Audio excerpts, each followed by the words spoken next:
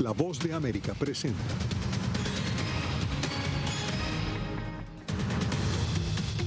¿Por qué colapsó el edificio de apartamentos en Miami? El análisis de los expertos.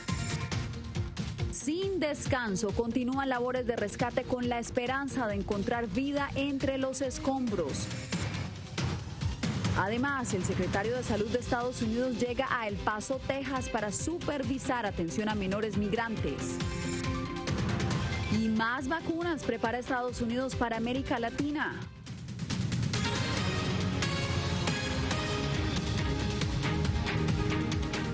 ¿Qué tal? Bienvenidos al Mundo al Día. Soy Yasmín López. Surgen las primeras versiones sobre qué pudo haber generado el colapso de la torre de apartamentos en Surfside, Miami. A 4 días de la tragedia, el número de fallecidos aumentó a 10 y hasta el momento se reportan 151 desaparecidos. Vamos al lugar de los hechos con mi colega Alonso Castillo. Alonso, ¿qué se sabe sobre las causas del derrumbe?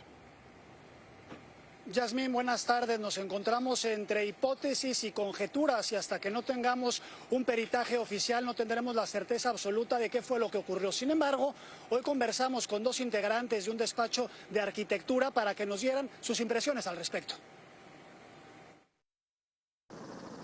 Cada 40 años los bienes inmuebles en Florida deben someterse a inspecciones rigurosas. Los expertos elaboran un informe en el que indican qué partes deben ser reparadas o reemplazadas. Le dijo a La Voz de América la arquitecta Yanina Mauro. Grietas, que se descascaran las terminaciones del edificio. Si empieza a haber problemas eléctricos, puede pedir, si es necesario, testeos estructurales. Hay quienes piensan que la reparación que se estaba realizando en el techo como parte de esta recertificación fue la causa del derrumbe, pero lo más factible, según nos dijo el arquitecto Walter Rúa, fue una suma de circunstancias las que provocaron el derrumbe. El mantenimiento del edificio, el movimiento del suelo, desde los trabajos que estaban haciendo, la cercanía al mar. Entonces ya empiezan a haber 4, 5, 6 factores que si se juntan puede generar una catástrofe como la que generó. El experto también destacó un estudio que realizó la Universidad Internacional de la Florida el año pasado, en el que se evaluó los movimientos de las capas de la tierra. En varios sectores del sur de la Florida se está bajando casi a 2 milímetros por año. La firma de ingeniería Moravito Consultants, que fue contratada para preparar la recertificación del edificio en cuestión, en su página de internet comunicó que en el 2018 entregaron un informe detallando los hallazgos y las recomendaciones, entre ellas la reparación de grietas y roturas significativas en el concreto para garantizar la seguridad de los residentes y el público. En ese informe nos indicaba que existía un riesgo de colapso. Las autoridades instan al público, a las personas, a tener paciencia, ya que, como les comentamos, este peritaje oficial podría tardar semanas o meses para poder saber con exactitud qué fue lo que ocurrió. Por mi parte es todo. Yo soy Alonso Castillo desde Miami. Ahora regreso con ustedes al estudio. Buenas tardes. Buenas tardes, Alonso. Muchas gracias por este reporte. Bien, y tras el derrumbe parcial del edificio, los rescatistas siguen levantando escombros con la esperanza de encontrar vida. Incluso muchos voluntarios se han sumado a la ardua labor de despeje del área y también para consolar a los afectados. Nos conectamos ahora con nuestro compañero José Pernalete, quien ha venido siguiéndole la pista a esta noticia. José, ¿cómo avanzan los operativos de rescate? Yasmín, se trata de una operación que se ha visto reforzada con el arribo durante las últimas horas de expertos que han llegado en materia de rescate en estructuras colapsadas provenientes de Israel y de México. Son equipos multidisciplinarios que se han unido a cada una de las distintas brigadas. En total hay más de 300 oficiales de distintas agencias que están trabajando día por día durante relevos de 12 horas para lograr alcanzar esa esperanza de vida dentro de las ruinas. Veamos también el trabajo de distintas maneras de ser voluntario acá en la zona cero. La tragedia del desplome de 12 niveles de concreto en el edificio de Surfside de Miami mantiene activos a expertos en búsqueda y salvamento en el retiro de escombros y soporte de estructuras impactadas en el inmueble. La tarea por delante es incalculable y por esta razón se unen voluntarios a las cuadrillas dedicadas a despejar la zona cero. Es demasiado, ellos no pueden, solo sea, no pueden, son seres humanos también, ¿sabes? Todos no somos máquinas, todos nos vamos a cansar, va a llegar un momento donde nos vamos a cansar y vamos a necesitar gente nueva, gente descansada, ojo, gente que también sepa o que tenga un conocimiento de construcción, de cómo mover escombros. Así como este experto en construcción se unió a la larga lista de voluntarios para esa tarea, también hay otros hombres que se acercaron a las inmediaciones de la Torre Champlain Sur para aliviar el trauma de incertidumbre que padece esta comunidad. Se trata del grupo católico llamado Legendarios, con representación en todo el país y en el continente. La realidad es que es un momento muy difícil, muy crítico en la vida de todas esas personas que perdieron los seres queridos. No, es un momento supremamente trágico, difícil. Yo creo que es muy difícil tratar de entender esa situación, pero lo que queremos es traerle un refresco de esperanza, de que si creemos que Dios está en control, si tenemos fe, puede existir la posibilidad de que haya una persona viva debajo de esos escombros. La necesidad de contar con voluntarios y es que, de acuerdo a los expertos, la retirada de todos estos escombros pudiese prolongarse durante las próximas 3 o 4 semanas en la medida de lo posible. Ese es el informe. Vamos, Yasmín. Muchas gracias, José. Nosotros seguiremos haciendo seguimiento a esta noticia a través de vozdeamericanoticias.com. Y en El Paso, Texas, se encuentra el secretario de Salud y Servicios Sociales, Javier Becerra, verificando la situación de los niños migrantes que cruzan la frontera sin acompañamiento. Allá se encuentra nuestra enviada especial, Celia Mendoza. Celia, ¿qué va a pasar con estos menores? De acuerdo al secretario Becerra, es importante seguir apoyándolos, no solamente en estos centros, pero también en el proceso de llegar a las manos de un adulto responsable en los Estados Unidos. Algo que ha sido importante durante esta visita, según él, es la reducción en el número de menores que se encuentran aquí, indicando que la última niña ya fue llevada a las manos de sus guardianes y solamente quedan niños, mucho menos de lo que inicialmente se tenía aquí. En su segunda visita al Centro de Procesamiento de Emergencia para Menores No Acompañados, establecido en la base militar de Fort Bliss en El Paso, Texas, el secretario de Salud y Servicios Sociales, Javier Becerra, reveló una reducción significativa en el número de niños y niñas que se encuentran en el albergue. Hoy me dieron el censo de Fort Bliss y es de 790 niños. La importancia de ese número es explicar dos cosas. Una, sobre el progreso que se ha logrado para asegurarnos de que estamos brindando la mejor atención posible a estos niños mientras están bajo nuestra custodia.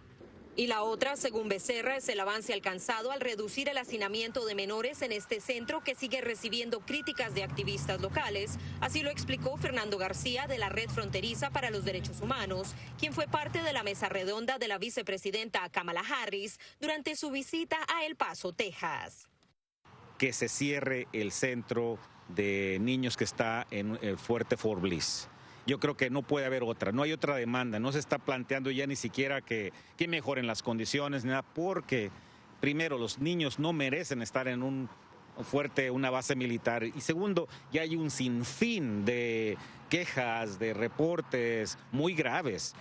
Denuncias de abusos y malos tratos que Becerra abordó frente a los medios de comunicación. Vamos a hacer lo que podamos para continuar buscando camas e instalaciones de cuidado con licencia, servicios para estos niños y al mismo tiempo continuamos aumentando nuestra capacidad para entregar a la custodia de personas responsables a estos niños. Según el secretario Becerra, es importante recordar que no pueden eliminar del todo estos centros, en especial teniendo en cuenta que la patrulla fronteriza no está preparada para asumir esta responsabilidad y el cuidado de menores no acompañados por el número vuelta.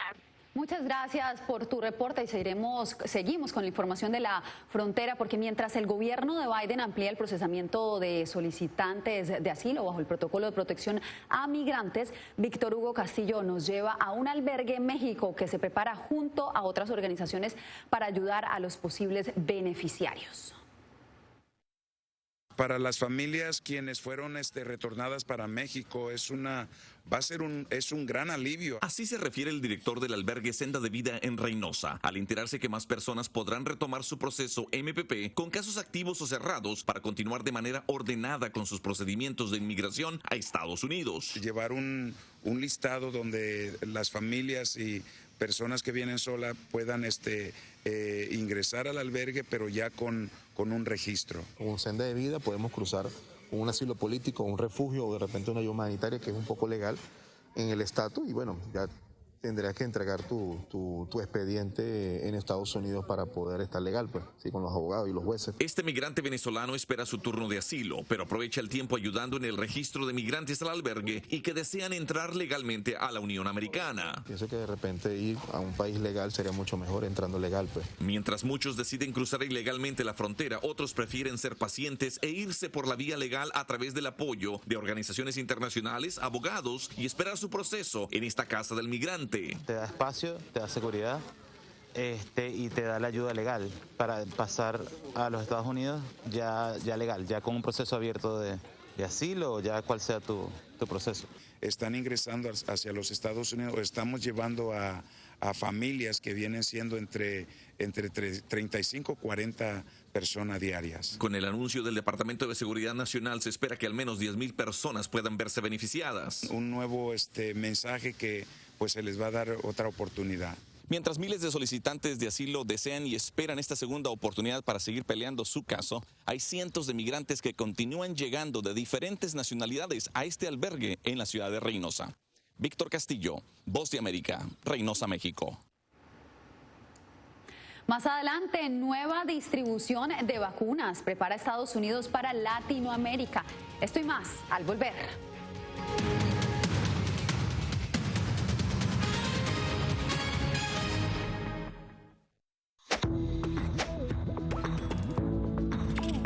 La Organización Mundial de la Salud asegura que las mascarillas son esenciales para eliminar la transmisión del nuevo coronavirus y salvar vidas. Por ello, recomienda su uso cuando se está en lugares concurridos, donde no se pueda mantener el distanciamiento social y en lugares con poca ventilación. Cuando se habla de mascarillas para protegerse del COVID-19, se refieren generalmente a la mascarilla quirúrgica, el respirador N95 o las de tela. Las mascarillas quirúrgicas planas, rectangulares y desechables protegen al portador de gotas de partículas grandes del virus e impiden que los enfermos la esparzan cuando tosen o estornudan. Los expertos advierten que solo deben ser usadas una vez. El respirador N95 de forma oval y más ajustado a la cara tiene una válvula de exhalación que ayuda con la humedad y el calor cuando respiramos. Además de filtrar partículas grandes, puede impedir que pase el 95% de las partículas pequeñas de virus y bacterias. Ante la escasez, muchos han recurrido a hacer sus propias mascarillas y, en efecto, los expertos confirman que estas mascarillas caseras pueden ser efectivas. Las mascarillas nos pueden servir como una barrera aislante para las secreciones, pero tener mucho cuidado porque hemos visto gente que usa la mascarilla, pero al acomodarse la mascarilla se está tocando la cara.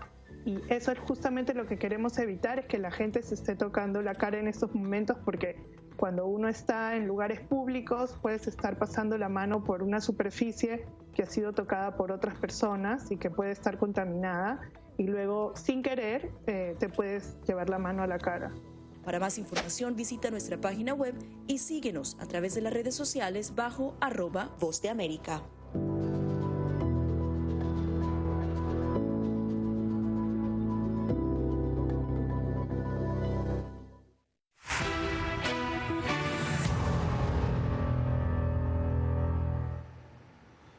$6 millones de dosis de vacunas contra el COVID-19 anunció Estados Unidos para Colombia, Honduras y Perú. Jorge Agobián está en la Casa Blanca y nos tiene todos los detalles. Jorge, adelante. Yasmín, de ese total, 2.5 millones serán para Colombia, según lo anunció el propio presidente Joe Biden en conversación con su homólogo colombiano este lunes. 2 millones serán para Perú y 1.5 millones ya fueron entregadas este domingo a Honduras. Ahora le preguntamos en entrevista con La Voz de América a Juan González, el asesor especial del presidente Joe Biden para Asuntos de América Latina, ¿cuántas de las 14 millones que según la Casa Blanca se prometieron para la región serán entregadas y cuándo? Esto respondió. Pero eso es solo el inicio y mucho de lo que se anunciará, lo que estamos esperando es finalizar los acuerdos que se tienen que firmar entre los países y las compañías. Si no, ya hubiéramos anunciado muchísimas más. No te puedo decir específicamente los países porque me adelantaría, y son los equipos de salud pública los que están finalizando los montos, y cuando llegan a los acuerdos a veces cambia cuál vacuna va a ir dónde, pero de los 80 millones que anunció. Y según Juan González, en Paraguay se podría anunciar en las próximas horas la distribución o la donación de Estados Unidos de vacunas a ese país porque hay un funcionario en el terreno. Según la Casa Blanca, según dijo la semana pasada, estas vacunas serían distribuidas antes del 21 de junio. Le preguntamos sobre eso a Juan González y también dijo esto. Y lo que tengo que dejar aquí muy claro es que nosotros estamos tal vez esperando en anunciar. Porque lo que queremos dejar claro es que si anunciamos algo, vamos a cumplir al 100%. No todos los otros países están haciendo eso. Y número dos, nosotros no estamos haciéndolo a cambio de un acuerdo político o alguna presión diplomática. Lo estamos haciendo porque está nuestro interés en apoyar el combate contra la pandemia en Latinoamérica y el Caribe, pero también en el mundo. Entonces, todo esto se está haciendo para tratar de apoyar a nuestros vecinos. De estas 14 millones de dosis prometidas irían a Argentina, Colombia, Perú, Ecuador, Paraguay, Honduras, Haití, países del CARICOM, República Dominicana, Panamá y Costa Rica. Hay que destacar que ya Estados Unidos ha enviado miles de vacunas a México y Canadá, pero también prometió 3 millones a Brasil. Yasmín. Son muy buenas noticias para Latinoamérica. Gracias, Jorge. Bien, y la variante Delta está llevando a varios países a imponer nuevas restricciones de viaje. Laura Sepúlveda nos reporta que la Organización Mundial de la Salud insiste en que los vacunados deben seguir usando la mascarilla durante los vuelos. En Sudáfrica, un toque de queda nocturno por 14 días, restricciones a algunos viajes domésticos y prohibición para reuniones en interiores han sido implementadas para controlar la pandemia ante el mayor riesgo de contagio que representa la variante Delta. Mientras tanto, viajeros de Portugal, Rusia y otros países considerados zonas de la variante del virus enfrentan restricciones para su ingreso a Sudáfrica, Australia y Alemania, situación similar a la que viven residentes.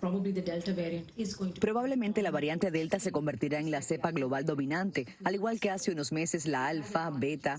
Es al menos 2 veces más transmisible que el virus original. Directivos de la Organización Mundial de la Salud recomiendan que los vacunados continúen utilizando mascarillas porque estar inmunizados los protege de enfermarse gravemente, pero no de contagiarse. Japón, por su parte, avanza en la planeación de los Juegos Olímpicos que tendrán lugar en menos de un mes, anunció su presidente. Pase lo que pase, queremos garantizar unas Olimpiadas seguras y protegidas y que se celebren en Tokio. Pero admitió los riesgos. Independientemente de las medidas que se pongan en práctica, no hay forma de que lleguen 0 casos positivos. Japón a la fecha cuenta con poco más del 10% de su población completamente vacunada y los nuevos casos diarios rondan los 1.400. Laura Sepúlveda, Voz de América. Por tercera vez, legisladores en California extendieron la moratoria que impide expulsar a los inquilinos atrasados en el pago de sus alquileres por el impacto de la pandemia. California extendió la prohibición de desalojos por impago de alquiler a causa de la pandemia hasta el 30 de septiembre del 2021 y además el gobernador Gavin Newsom anunció ayuda adicional para pagar la renta. Pagaremos el 100% de la renta desde abril pasado hasta septiembre de personas impactadas por COVID que deban alquiler. La extensión de la moratoria le dará más tiempo al Estado para procesar solicitudes de asistencia y distribuir cientos de millones de dólares para ayudar a inquilinos morosos y dueños de propiedades afectados por la falta de pago. Sentimos bastante alivio porque muchos inquilinos estaban aterrorizados de que iban a enfrentar desalojos. Francisco Dueñas, director ejecutivo de Housing Now California, teme que 3 meses más no sea suficiente. La gente necesita más tiempo para poder estabilizarse y su situación económica. Se estima que más de 750,000 hogares en California están atrasados en el pago de alquiler. Tenemos inquilinos que no han pagado para 1 año y medio. Ari Chazanas, dueño y administrador de edificios de alquiler, no favorece la extensión. Dice que hace meses presentó solicitudes y aún no recibe reembolso de rentas atrasadas. Y mientras tanto, tenemos que continuar a pagar los taxes de la propiedad. Tenemos que continuar a pagar la agua, electricidad. Y también hipotecas. Yo hablé con mis bancos y ninguno nos dejó retrasar las hipotecas. Inquilinos y propietarios esperan que California agilice el proceso para que el alivio financiero llegue rápidamente para todos. Verónica Villafañe, Voz de América, Los Ángeles. En Nicaragua se está quedando sin visitantes extranjeros. En breve les contamos cómo afecta esto la economía de ese país.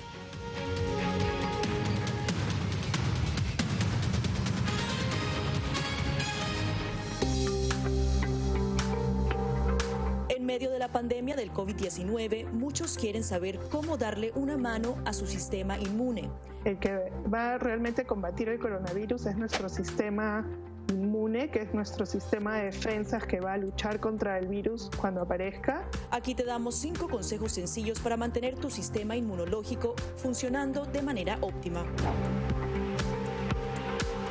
Consume una dieta rica en frutas y verduras que incluya alimentos con un alto contenido de vitaminas A, B, C, D y E, así como los minerales hierro, zinc y selenio. Una alimentación saludable reduce el riesgo de adquirir enfermedades crónicas, también reduce la probabilidad de depresión y ansiedad.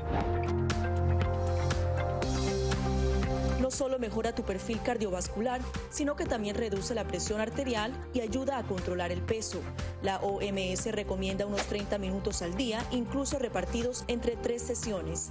Muchos entrenadores ofrecen ahora cursos en línea, a veces incluso gratis. Mientras dormimos, se reparan las células, se eliminan las toxinas, se procesa la información y se fortalece nuestra memoria. Para la mayoría de las personas, de 6 a 9 horas de sueño son suficientes. Lávate las manos con frecuencia, por lo menos durante 20 segundos. Asegúrate de hacer el proceso bien, frotando todas las partes de ambas manos y muñecas. Las antibacteriales funcionan mejor si contienen un alto porcentaje de alcohol. Las funciones metabólicas dependen del agua. Consume alimentos ricos en agua como frutas, verduras y sopas. El té y el café son diuréticos, así que no cuentan en la dosis.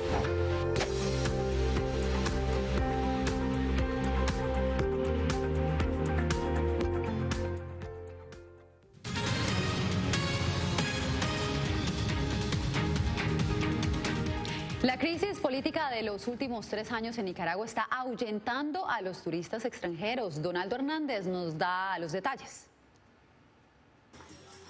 Miguel Ángel acomoda desde muy temprano las artesanías de su pequeña tienda, ubicada en la ciudad turística de Catarina, a unos 40 kilómetros de la capital Managua. Cuenta que las ventas no andan muy bien por la ausencia de turistas extranjeros. El sector turismo es el que ha sufrido bastante. Lo que es artesanía pues depende más que todo del turismo internacional. Sí. Representantes de la Cámara Nacional de Turismo explican que el sector se ha visto afectado por 2 razones: la crisis sociopolítica que lleva más de 3 años y la pandemia del coronavirus. Sostiene que los negocios sobreviven principalmente por los turistas nacionales, como Raúl Castro. Lo que te vaya a gastar 200, 300 córdobas ya hacen que el pueblo progrese y se ve que está progresando. De hecho, Leonardo Torres, presidente de la progubernamental Cámara Nicaragüense de la Micro, Pequeña y Mediana Empresa Turística, sostiene que la industria retrocedió. Sin embargo, afirma que trabajan desde ya para recuperar el crecimiento. Es cerrar el 2021 con 340 millones de dólares generados este año, o sea, unos 140 millones más que lo que hicimos en el 2020, que fue el peor año de la historia del turismo. En los últimos 3 años, unas 100.000 personas han perdido sus empleos en el sector, según estadísticas de la Cámara Nacional de Turismo. Donaldo Hernández, Voz de América, Managua. El gobierno venezolano prometió que elevará la producción de petróleo a 1.5 millones de barriles diarios para fines de año. Adriana Núñez exploró con expertos qué tan viable es esta meta. La autopista que conecta al occidente de Venezuela está repleta de autos estacionados, esperando por días para abastecerse de combustible.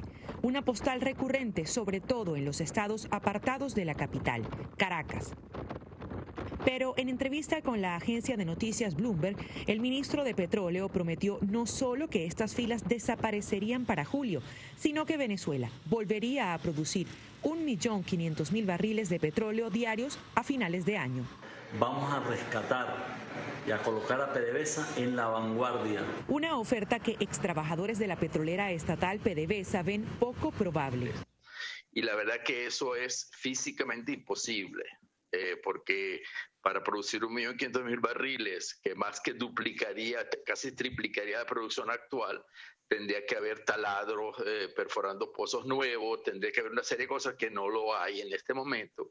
Y lo más importante, tendría que haber mucho dinero. PDVSA está quebrada, el país está quebrado. El ministro fue más lejos y dijo que la meta a futuro sería producir 6 millones de barriles diarios.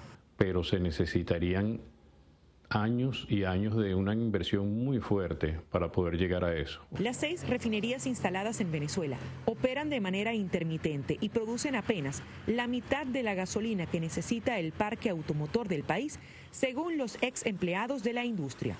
Adriana Núñez Rabascal, Voz de América, Caracas. Cuando volvamos, el emprendimiento de 2 bolivianos para responder a la pandemia.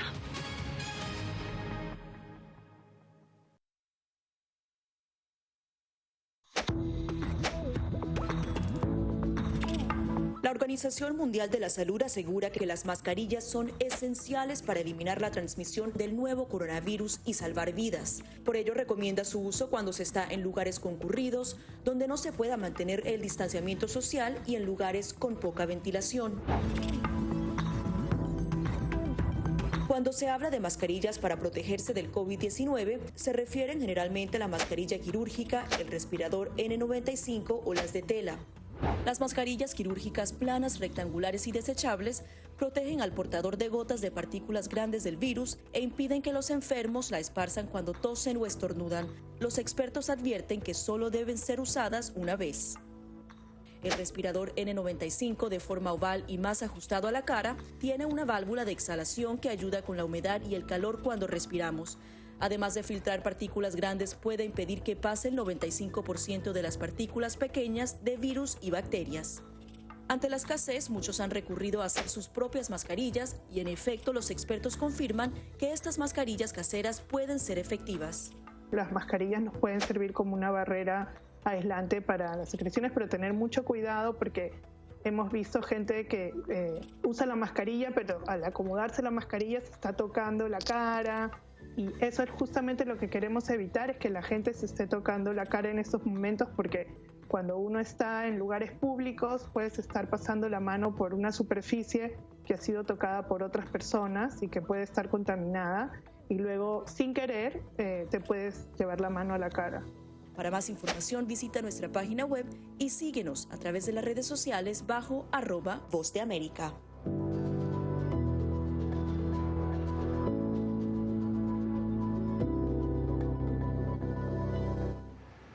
Con sabor y arte, 2 jóvenes bolivianos decidieron enfrentar el desempleo que ha dejado la pandemia. ¿Se imaginan tener plasmado en un delicioso alfajor la hora de la noche estrellada de Van Gogh o incluso su mismo retrato?